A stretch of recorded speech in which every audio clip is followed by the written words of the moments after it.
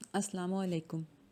ناہید سلطانہ اختر کے ناول زندان میں پھول کی قسط نمبر 18 آپ کے پیش خدمت ہے۔ پاکستان واپس آنے کے بعد خالد نے پہلی فرمائش یہ کی کہ میں ٹی وی پر کام چھوڑ دوں۔ اس کے خیال میں اب مجھے اپنی خوبصورتی سے لوگوں کو دیوانہ بنانے کی ضرورت نہیں تھی۔ میں تو شوبز میں صرف اس لیے آئی تھی کہ میری شکل دیکھ کر ممی کا سکون برباد ہوتا رہے۔ لیکن میں نے خالد کو یہی کہا کہ ایکٹنگ میرا شوق ہے اور تم شادی سے پہلے ہی جانتے تھے کہ میں اپنے کیریئر کو فالو کروں گی۔ خالد کی اس بات سے میرا موڈ بہت خراب ہوا، لیکن اس کی امی نے مجھے سمجھایا کہ خالد کی باتوں کا برا نہ مانا کرو، وہ تمہاری محبت میں بہت زیادہ پوزیسو ہے۔ اب بھیا ہاسٹل سے اس مکان میں منتقل ہو گئے تھے جو ڈاکٹر شعیب نے ان کے اور فرحین کے لیے خریدا تھا۔ چھٹی والے دن ڈاکٹر شعیب فرحین کو لے کر حیدرآباد آ جاتے۔ ماسی اللہ رکھی بھی ان کے ساتھ ہی ہوتی تھی۔ اگرچہ میں نے ڈاکٹر شعیب کو اپنی جلد بازی اور حماقت سے بہت دکھ پہنچایا تھا، لیکن ان کی وسیع القلبی اسی طرح قائم تھی۔ وہ خالد سے بہت دوستانہ رویہ رکھتے، اس کی موجودگی میں مجھ سے بات کرتے ہوئے خاصی احتیاط کرتے۔ اس کے برعکس خالد کا رویہ ان سے خاصا جارحانہ ہوتا۔ وہ ان کی موجودگی میں مجھ سے بات کرتے وقت تحکمانہ انداز اپناتا۔ اس کی آنکھیں یہ کہتی ہوئی محسوس ہوتیں کہ میں بھولا نہیں ہوں کہ کل تک میری بیوی تم سے منسوب تھی۔ ابھی کل تک جو خالد مجھ سے شادی کے لیے گڑ گڑایا کرتا تھا، اب روایتی شوہروں کی طرح مجھ پر پابندیاں لگانے کی کوشش کرتا۔ روز نئے سے نئے احکامات دیتا۔ فلاں پروڈیوسر سے بات مت کیا کرو، فلاں کے ساتھ کانٹریکٹ سائن نہیں کرنا، ڈرامے میں اگر تمہارے ساتھ مجھے سائن کریں تو تم کرنا ورنہ منع کر دینا۔ اس کے علاوہ خالد کو شکوک و شبہات بھی بہت تھے۔ تم فلاں پروڈیوسر کے کمرے میں کیوں گئی تھی؟ فلاں آرٹسٹ کے ساتھ کیوں بیٹھی تھی؟ فلاں کو دیکھ کر مسکرائی کیوں تھی؟ صرف یہی نہیں، مجھے خالد کے ان گنت سوالوں کے جواب بھی دینا پڑتے۔ وہ ایک ایک منٹ کا حساب جوڑتا۔ ریکارڈنگ کب شروع ہوئی تھی؟ ختم کتنے بجے ہوئی؟ اتنی دیر سے گھر کیوں آئی ہو؟ اس کے رویے سے میں عجیب گھٹن کا شکار ہو گئی تھی۔ اگر میں خالد سے خفا ہوتی تو اس کی امی ہاتھ جوڑ کر میرے سامنے آ جاتی۔ ان کی خاطر مجھے اپنی خفگی بھولنی پڑتی اور نہ چاہتے ہوئے بھی میں اس کے سامنے جھک جاتی۔ اس حد تک تو میں برداشت کرتی رہی، لیکن جب اس نے مجھ سے میرے بچپن کی باتیں کریدنا شروع کیں تو میں پریشان ہو کر رہ گئی۔ اس کی والدہ نے اسے بھی سمجھانے کی کوشش کی، لیکن وہ ان کی سنتا ہی کب تھا۔ اس کے بعد خالد میرے بہن بھائی سے میری محبت کے آڑے آنے لگا۔ اس بات پر ہمارے درمیان باقاعدہ تکرار ہوئی۔ میں نے اپنا معمول بنایا تھا کہ چھٹی کا آدھا دن خالد اور میں ڈاکٹر شعیب بھیا اور فرحین کے ساتھ گزارا کریں گے اور باقی آدھا دن اپنے گھر میں، تاکہ خالد کی والدہ کو بھی یہ شکوہ نہ ہو کہ ہم انہیں ٹائم نہیں دیتے۔ ڈاکٹر شعیب فرحین کو مجھ سے ملوانے کی خاطر ہر ہفتے اسے شہر لاتے تھے۔ وہ بھی چھٹی کا دن تھا۔ میں جانے کے لیے تیار ہو رہی تھی، خالد بولا، آج ہم وہاں نہیں جائیں گے، گھر پر ہی رہیں گے۔ فرحین میرا انتظار کر رہی ہوگی، وہ میری خاطر اتنی دور سے آتی ہے، میں نہیں جاؤں گی تو اداس ہو جائے گی۔ اور وہ تمہارے ڈاکٹر شعیب؟ کیا مطلب ہے تمہارا؟ میرا مطلب یہ ہے، چھٹی والے دن 2 کا یہ پہاڑا پڑنا بند کرو۔ ہماری اپنی بھی کوئی پرائیویٹ لائف ہے۔ ہاں بالکل، میں اپنی پرائیویٹ لائف کو پورا وقت دیتی ہوں۔ تو احسان نہیں کرتی ہو تم، بیوی ہونے کے ناطے یہ تمہارا فرض ہے۔ لیکن بیوی ہونے کا یہ مطلب نہیں کہ میں اپنے بھائی اور بہن سے ملنے نہ جاؤں۔ بھائی بہن کو تو خیر تم بھول سکتی ہو، مگر کیا؟ مگر یہ کہ ڈاکٹر شعیب کو دیکھے بغیر نہیں رہ سکتی۔ خالد تم حد سے بڑھ رہے ہو۔ حد سے تو تم بڑھ رہی ہو زری۔ کیا میں نہیں جانتا آج یہ نیا جوڑا کسے دکھانے کے لیے پہنا گیا ہے؟ غصہ تو مجھے بہت آیا، لیکن بھیا اور فرحین سے ملنے جانا تھا، اس لیے اس بات کو رفع دفع کرنے کی خاطر کہا، کیا نئے جوڑے میں تمہیں اچھی نہیں لگ رہی؟ لگ رہی ہو، لیکن چھٹی والے دن تمہارا بناؤ سنگار کچھ زیادہ ہی ہو جاتا ہے۔ اس لیے کہ میں اپنے گھر والوں کو دکھانا چاہتی ہوں کہ میں تمہارے ساتھ بہت خوش ہوں۔ یعنی تم دکھانا چاہتی ہو، گویا تم اصل میں خوش نہیں ہو۔ کیسی فضول باتیں کر رہے ہو؟ ہاں کر رہا ہوں۔ جیسے میں جانتا نہیں، گالوں پہ لالی ہونٹوں پہ سرخی کس کے لیے لگائی ہے؟ میں نے چلا کر کہا، خاموش رہو خالد۔ چلاؤ مت زریں۔ چلاؤں گی، کیونکہ میں تمہارے بہتان برداشت نہیں کر سکتی۔ غصے میں میری آواز بلند ہو گئی تھی۔ اس نے زور سے میرے بال پکڑے اور 2-3 جھٹکے دے کر بولا، جاؤ وہیں چلی جاؤ، اس گھر میں تمہاری کوئی جگہ نہیں ہے۔ میں نے کہا ٹھیک ہے چلی جاتی ہوں۔ میں نے اپنا پرس اٹھایا۔ وہ بولا جا رہی ہو تو یاد رکھنا واپس نہیں آؤ گی اس گھر میں۔ میں نے کہا اچھا یہ بات ہے۔ میں نے تھیلے میں کپڑوں کے چند جوڑے رکھے، اپنا ضروری سامان رکھا اور کہا اب جا رہی ہوں، واپس نہیں آؤں گی۔ خالد کی امی نے ہمیشہ کی طرح مجھے کو روکنے اور صبر سے کام لینے کی تلقین کی۔ اس کو تو وہ کچھ کہہ ہی نہیں سکتی تھی، کیونکہ وہ انہیں خاطر میں نہیں لاتا تھا۔ میں ہمیشہ ان کی بات سن لیا کرتی تھی، مگر اس روز میرے صبر کا پیمانہ لبریز ہو گیا۔ گھر پہنچی تو بنا کچھ بتائے سب جان گئے کہ میں خالد سے لڑ جھگڑ کر آ رہی ہوں۔ میں نے صرف اتنا کہا، میں اس گھر کو ہمیشہ کے لیے چھوڑ آئی ہوں۔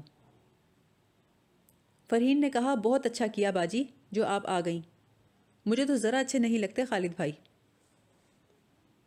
ڈاکٹر شعیب بولے، فرحین بیٹا، تمہارے اچھا لگنے نہ لگنے سے کیا ہوتا ہے؟ وہ تمہاری بہن کا شوہر ہے، اور یہ رشتہ اتنا کچا نہیں ہوتا۔ پھر مجھ سے بولے، زریں تم کچھ دیر آرام کرو تاکہ ذہن پرسکون ہو جائے۔ ازدواجی زندگی میں ایسے اتار چڑھاؤ آتے رہتے ہیں۔ میں نے کہا میں اب خالد کے ساتھ گزارا نہیں کر سکتی، اس سے طلاق لے لوں گی۔ بھیا بولے، زریں شادی کوئی گڈا گڈی کا کھیل نہیں ہے، جب چاہا شادی کر لی، جب چاہا شوہر کا گھر چھوڑ کے آ گئی۔ تمہیں اب اسی کے گھر میں رہنا ہوگا، اسی کے ساتھ گزارا کرنا ہوگا، اپنا نہیں تو آنے والی نسل کا سوچو۔ جوش اور جذبات میں بھول ہی گئی تھی کہ میرے اور خالد کے گھر کے آنگن میں ایک پھول کھلنے والا ہے۔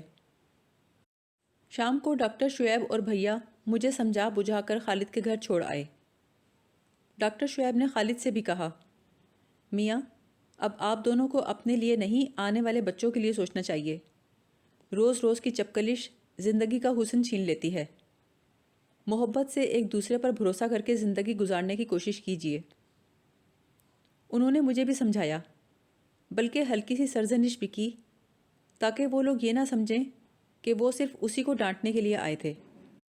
ان کے جانے کے بعد خالد نے پشیمانی ظاہر کی، اپنی زیادتی پر مجھ سے معافی مانگی۔ اس رات دیر تک وہ نئے آنے والے مہمان کی باتیں کرتا رہا۔ کہنے لگا، زریں ہم اپنی اولاد کو اتنی محبت دیں گے کہ وہ خود کو اس دنیا کا سب سے خوش نصیب انسان تصور کرے گا۔ بہت دیر تک ہم سر جوڑے آنے والے مہمان کے معاملے پر سوچ بچار کرتے رہے۔ خاصے غور و خوض کے بعد یہ طے پایا، اگر ہمارے گھر بیٹا ہوا تو اس کا نام راحیل رکھیں گے، اور بیٹی ہوئی تو اس کا نام نگین۔ باتیں کرتے کرتے میری آنکھ لگ گئی۔ رات کے کسی پہر میری آنکھ کھلی تو خالد بستر پر نہیں تھا۔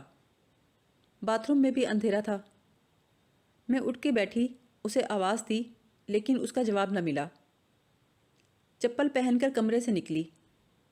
ڈرائنگ روم کی لائٹ جلی ہوئی تھی۔ رات کے آخری پہر خالد کو ڈرائنگ روم میں جانے کی ضرورت کیوں پیش آئی؟